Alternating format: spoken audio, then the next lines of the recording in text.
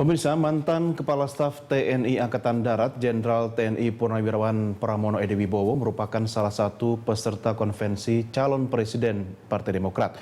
Pramono disebut-sebut sebagai anak emas konvensi. Itu artinya Pramono berpeluang besar untuk menjadi pemenang. Benarkah demikian? Untuk mengupas hal itu lebih mendalam, telah hadir bersama kami di studio salah seorang peserta konvensi calon presiden Partai Demokrat, Irman Gusman, dan juga pengamat politik dari LIPI, Siti Zuhro. Pak Irman, Bu Wiwi, terima kasih bergabung bersama kami. Selamat malam, Mas. Ya, saya mau tahu dulu pendapat Pak Irman ini sebagai calon presiden dari konvensi Demokrat. Anda masih yakin Pak Irman ketika ada isu ada anak emas, berarti ada anak tiri, ada anak pungut, kemudian ada anak emas. Gimana nih Pak Irman kondisinya? Nah, itu dia. Ya, kemarin kita juga bergurau, ya kan, seperti tadi yang disampaikan.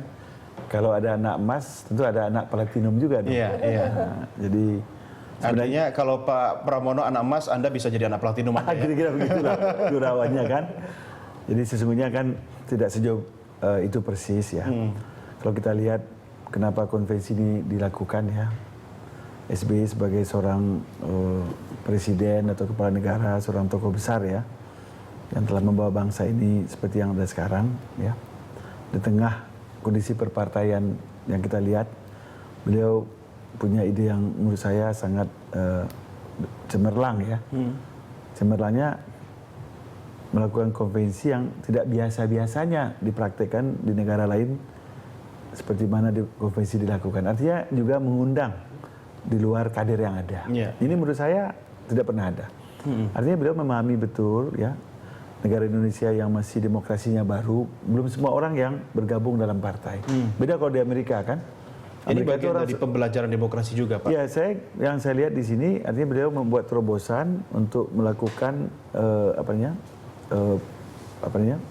demokratisasi, meningkatkan kualitas di demokrasi melalui partai politik yang selama ini dianggap oligarki, dianggap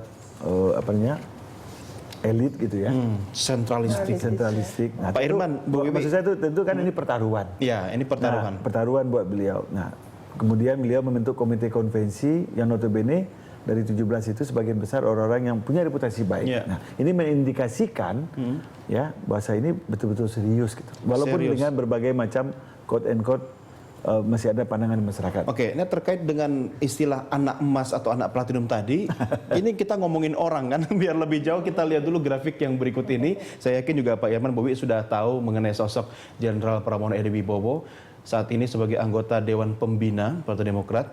Statement beliau adalah kalau dijadikan anak emas ya alhamdulillah. Ada yang mengaku anak platinum, tapi sebenarnya tidak ada anak emas, semuanya sama. Tadi maksudnya Pak Irman itu mengaku sebagai anak platinum atau jangan-jangan menyebar isu baru nih? Oh tidak, kemarin saya kan ditanya, ya kan bagaimana itu anak emas? Apa sebenarnya anak emas?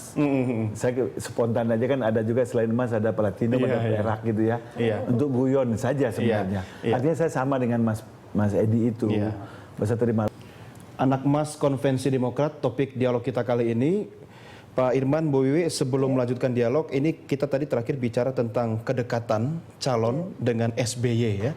Salah seorang yang kita sedang diskusikan termasuk adalah Jenderal Pramono Edi. Kita lihat grafik yang berikut ini, bagaimana seorang jenderal bisa memanfaatkan kedekatan. Menurut Wakil Sekjen Demokrat Saan Mustafa, kita ada tamu istimewa Pramono Edi yang mengikuti konvensi Demokrat. Doakan semoga jadi pemenang konvensi. Dihafalin namanya, dihafalin mukanya biar teringat terus. Ini disampaikan ketika ada acara lomba sepeda atau sepeda gembira, saya lupa, di Karawang ya, di kampungnya Pak Saan Mustafa ini. Oke, nah ini Pak Irman kok belum kedengaran ini tim suksesnya untuk melakukan gerakan-gerakan atau manuver yang mungkin bisa membuat lawan lain gentar ini, Pak? Ya, saya itu tidak mau membuat orang gentar. Saya mau membuat orang itu memilih aja gitu. Tapi bagaimana orang bisa memilih Anda kalau nanti jangan-jangan di tengah jalan bisa berhenti nih, Pak? Ya, jadi kan semua orang kan punya gaya, ya kan? Ada dengan cara-cara yang seperti tadi, ya. Yang paling penting bukan di awalnya, yang penting kan di akhirnya. Terus saya peperangan ini kan saya udah hadapin sering. Tahun 99 saya memilih anggota MPR dari 36 orang. Waktu lawan waktu 2004 dari 132 orang coba. Jadi kalau lawan Saya udah jenderal melawan nggak ada 132. masalah ya Pak ya? Iya, saya udah biasa gitu. Sudah biasa. Nah, jadi, Maksudnya sudah biasa melawan jenderal atau sudah biasa kalah Pak? saya seringnya menang tuh. Bu Wiwi, prediksi Anda ini soal menangnya Pak Irman ini. Iya, ini Pak Irman Gusman memang orangnya kalem ya, orangnya Tapi bukan humble. berarti diam-diam saja kan? Pasti Bukan karena ada. deket ini, bukan humble, tidak suka create musuh gitu Iya, ya. iya. Banyak senyum gitu ya, tidak hard feeling. Kesan saya selama Iya. Itu menunjukkan kedewasaan politik seseorang kah? iya, termasuk itu. Kalaupun tidak mungkin dia tidak melakukan strategi taktik yang jitu untuk mengikuti konvensi. Apa untungnya bagi seorang Irman Gusman dalam menghadapi konvensi ini dengan karakter seperti itu? Karena itu karakternya, orang kan tidak bisa mengubah karakter. Ya, Be nggak mungkin yourself disamain gitu dengan ya. Bang Poltak ya, Rusi Tompul ya.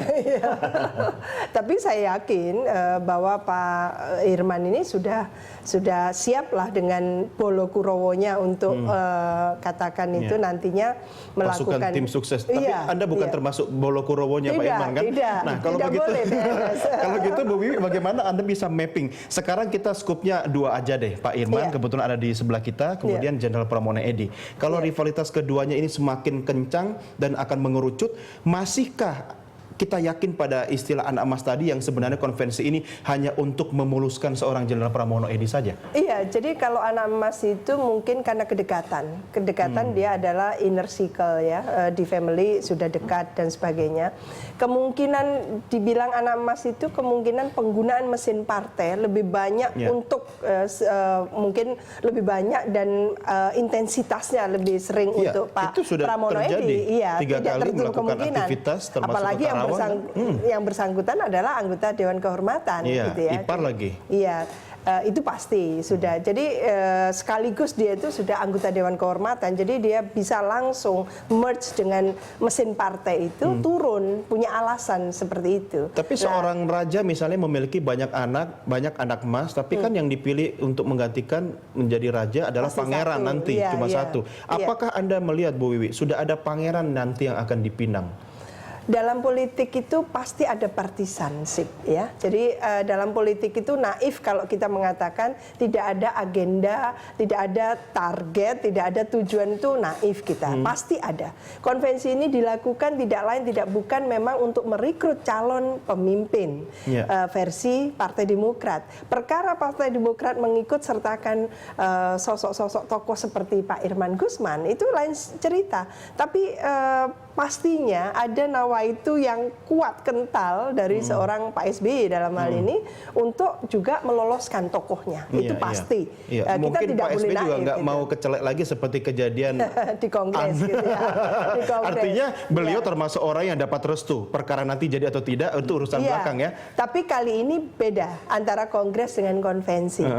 Di kongres itu Pak SBY tidak mengundang yang lain. Iya, iya. Gitu. Bisakah, Saat Bu ini Wiwi? dia mengundang yang lain. Itu kesalahannya. Kesalahannya itu ya? Kesalahannya. Jadi salah langkah menurut saya kalau Oke. dia langsung menganak emaskan dan terus mengawal anak emas ini sampai jadi. Bu Itu Wiwi, kesalahan besar menurut saya. Pertanyaan saya yang ini Pak Irman Iya. segmen berikutnya akan jawab. Mungkinkah seorang Irman Gusman Iya. akan menjadi seperti sosok Anas Urbaningrum nanti? Pak Irman bukan tipikalnya yang secara politik mengancam. Dia bukan dalam posisi yang mengancam anak emas, tidak. Bukan Pak Irman itu. Bisa jadi dong Iya. juga anak emas berikutnya Irman Gusman juga ya. Oke, kita akan lanjutkan di segmen berikutnya. Pak Irman, sahabat, tahan komentar Anda. Pemirsa, kami segera kembali sesaat lagi.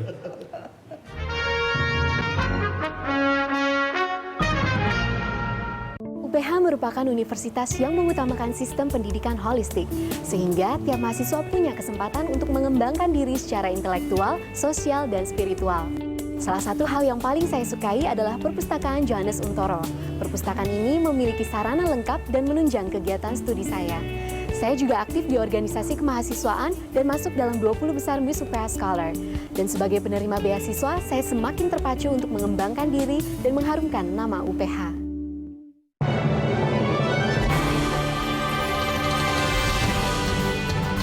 I Am Presiden, Indonesia Bisa. Berebut tiket ke Dubai. Saksikan I Am Presiden Episode spesial talk show bersama penggagas I Am Presiden Dr. Muhammad Asbi dan pendiri Rumah Kebangsaan Profesor Komarudin Hidayat. Mimpi besar menjadi pemimpin, menjadi politisi negarawan. Sabtu 14 September pukul 20. Dalam program Market Corner. Market Corner.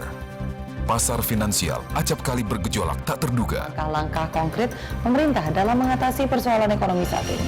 Kami sajikan informasi, Untuk memetik margin keuntungan. data, dan analisis tren pasar sebelum Anda memulai transaksi. Strategi pengembangan bisnis lewat media sosial. Saksikan Market Corner, Senin sampai Jumat jam 9 pagi, hanya di Berita 1.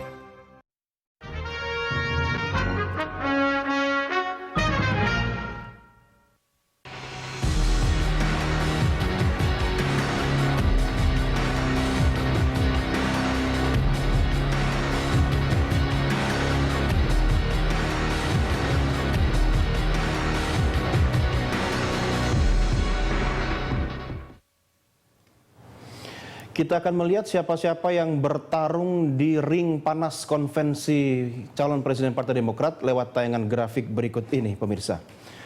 Inilah nama-nama yang akan berlaga sebagai calon presiden peserta konvensi Partai Demokrat: Ali Mashkur Musa, Anies Baswedan, Dahlan Iskan, Dino Patijalal, Endriartono Sutarto, Gita Wirjawan. Kemudian nama berikutnya Hayono Isman, Irman Gusman, Marzuki Ali, Pramono Edi Wibowo, dan Sinyo Hari Sarundayang. Pak Irman, segmen ini saya berikan waktu lebih banyak buat Anda. Bukan untuk berkampanye, ya, tapi saya ingin tahu seberapa dekat hubungan Anda dengan SBY atau Partai Demokrat sehingga SBY dan Demokrat merasa nyaman ketika Anda ikut dalam konvensi. Ya, kalau flashback sedikit ya, bagaimana hubungan saya dengan Pak SBY itu. Pemirsa, masih bersama kami dan Pak Irman Gusman serta Ibu Siti Zuhroh. Kita masih diskusi tentang soal anak emas. Ada istilah baru, konspirasi kemakmuran. Kalau Anda mengikuti infotainment, saya akan melihat peta politik peserta konvensi, Bu Wi. Apakah ada konspirasi atau mungkin deal-dealan tertentu sehingga mungkin ini sebenarnya adalah panggung bagi mereka untuk bargaining position saja, tapi tetap akan memajukan mengerucut kepada Jenderal Pramono Edi Wibowo. Mungkin saja misalnya Pak Irman dan teman-teman, oke, kita jadi tim Hori, kita meramaikan, tapi nanti setelah itu kita punya tempat. Betul. Jadi karena 11 ya yang diundang, 11 ini mewakili, ada yang dari Sulawesi Utara, bahkan ada dari Sumatera Barat, ada 2 dari Sumatera Barat. Hampir wilayah, sekat-sekat wilayah dan sara itu terwakili, relatif ya, relatif terwakili di situ. Jadi menurut saya memang dari mereka itu juga nothing tulus untuk mengikuti ini gitu loh. Kalau targetnya tidak bisa menjadi capres atau cawapres nanti di konvensi, tapi nama dia sudah relatif betul-betul semuanya seperti itu kah? Atau di antara selain Jenderal Pramono, misalnya Anda melihat ada memang 1-2 yang memang yakin sekali bahwa ini? Sebagian besar itu merasa teruntungkan, tersosialisasi dengan efektif ya melalui media, yang media coverage yang on and on tentang konvensi ini. Termasuk gitu ya. seorang Irman Gusman, Anda melihatnya seperti itu nggak? Loh iya dong, iya, daripada cuman hanya sebagai ketua DPD gitu, mungkin agak jarang-jarang gitu ya kegiatannya dan sebagainya. Bukankah ketua DPD itu sangat strategis untuk membangun jaringan sampai ke seluruh pelosok daerah? Iya, tapi untuk achievement ke depannya dan sebagainya tentunya ini adalah investasi politik. Menurut saya itu. Jadi tidak ada yang terluangkan atau tidak menguntungkan dalam arti ya dalam politik selalu ada simbiotik ya, saling menguntungkan seperti itu. Artinya Bu Wiwi, walaupun ada sebagian pihak yang mengatakan konvensi ini setengah hati, kurang jujur, kurang adil, tapi pasti memberikan keuntungan atau benefit bagi para pesertanya. Iya, pasti itu. Saya melihat itu juga. Ke depan saya justru mengharapkan konvensi ini akan menjadi role model satu konsep ke depan partai politik itu melakukan konvensi yang akan dan datang. sudah diawali oleh Demokrat. Pak Irman, Anda menghabiskan atau menyiapkan modal berapa banyak Pak untuk ikut konvensi? Ya, relatif kan konvensi ini kan disiapkan semuanya oleh komite konvensi ya, disiapkan panggung kita. Nah di luar itu ya kita tinggal berkomunikasi aja. Sebagai ketua DPD memang kan saya tuh memang sering ke daerah.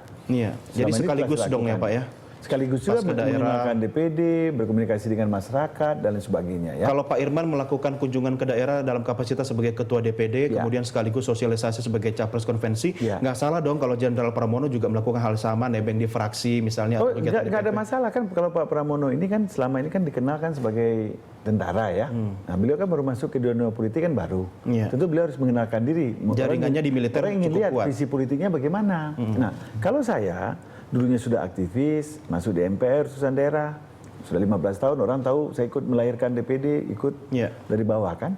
Cuman mungkin seperti Mbak Wi katakan, dulu saya masuk ke sana itu kan ada idealisme. Sehingga saya tidak berpikir popularitas. Karena masih banyak perjuangan. Emang sekarang idealismenya udah berubah, Pak? Oh bukan, tetap maksudnya dalam konteks saya dulu maksudnya memang tentu seorang cita-cita politisi tentu menjadi presiden yang paling tinggi. Tetapi saya waktu itu berpikir karena saya itu adalah independen, saya ingin mendorong capres independen. Tapi kan ternyata kan belum berhasil. Iya. Nah ini kan tiba-tiba bulan April ya kan saya juga tidak tahu ada konvensi gitu. Semangat independen itu tetap Anda bawa sebenarnya ya? Oh, jelas. Lewat mekanisme ini. Jelas, karena memang itu nature dari mana saya berlatar belakang. Artinya sebenarnya Anda juga mau mengatakan kepada rival-rival Anda bahwa jangan macam-macam dong. Saya juga begini-begini punya jaringan yang cukup kuat. Modal utama Anda apa sih, Pak Irman? Ya, modal pertama saya tentu pertama cita-cita saya ya, yang selama ini yang membuat saya mengabdi katakanlah ada di MPR hampir 15 tahun sampai ketua DPD. Ingin melihat bangsa ini jauh lebih baik lagi dari apa yang ada yang sekarang. Ya, cita-cita saya ya dimanapun kita berada di bumi Nusantara ini, ya semuanya merasa hal yang sama. Itu ya yang melatar belakangi saya. Karena pengalaman batin saya 3 tahun di Amerika ya,